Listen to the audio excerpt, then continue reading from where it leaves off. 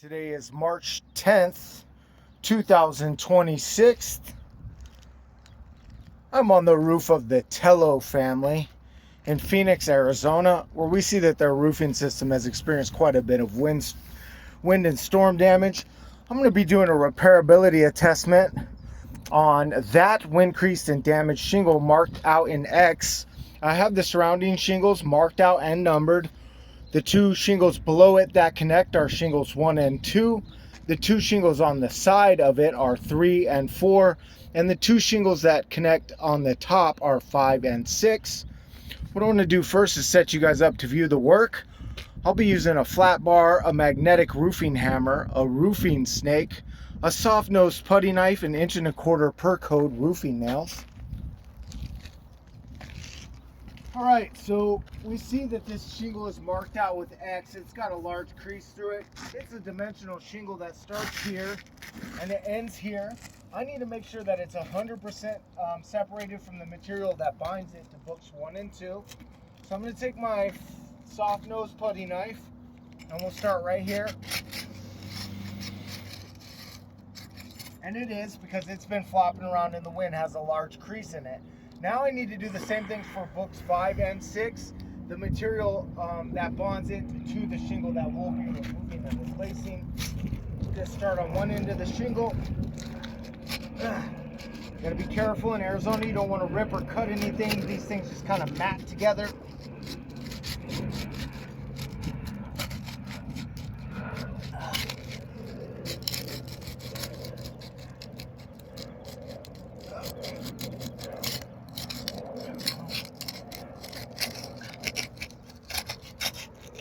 All right, I believe that we have enough room that we can now take our flat bar and remove the damaged shingle from the decking. We'll start on one end of the shingle. And we're just working to get it free of the fasteners. Now we'll work to get it free of the fasteners that are in the back.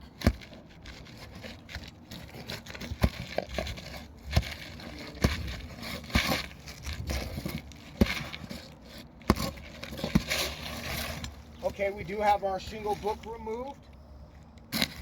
We saw a bunch of granules just pouring down and falling off of that. Now we're going to do an inspection of the underlayment. And we're going to get out anything that impedes our ability to reinsert the shingle. We'll start first with this nail. Make sure we get that pulled out. We'll work on this nail next.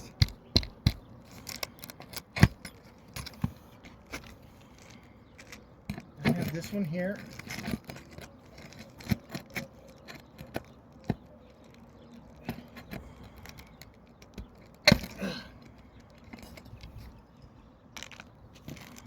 And this one here. Also have one right here.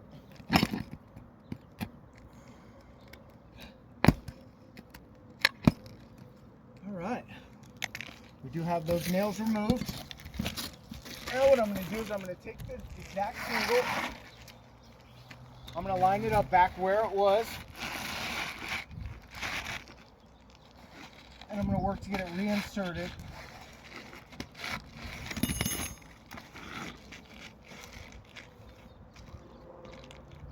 Back in its original place.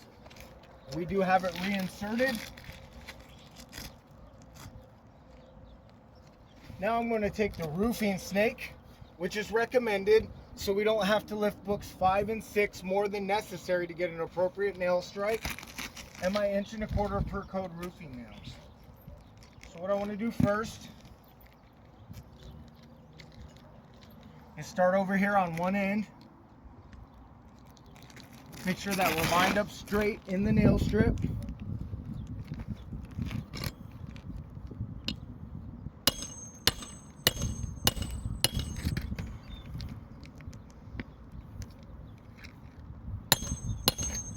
Boom, we do have our shingle, or we do have our nail driven in all the way. I'm going to go right here in the middle, making sure that we're in the nail strip and straight.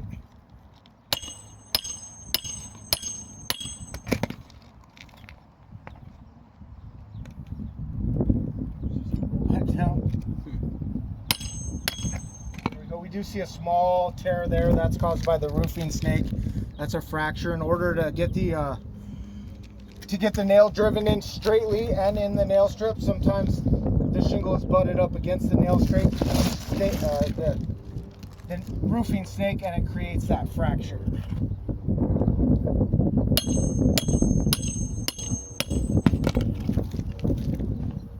As you can see here, the roofing snake doesn't always drive the nail in straight. We're going to need to work to get that straight. I'm going to have to lift this book up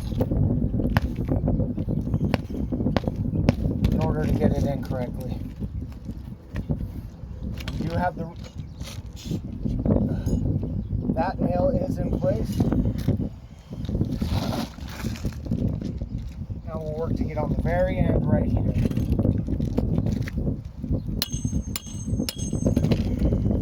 There we go. We are back in. Our shingle book is fastened in. Now we're going to do an inspection of what's transpired, because I noticed, here we go, zoom in right here. This tooth has become 100% delaminated. Oh, get right here, get right here, get right here.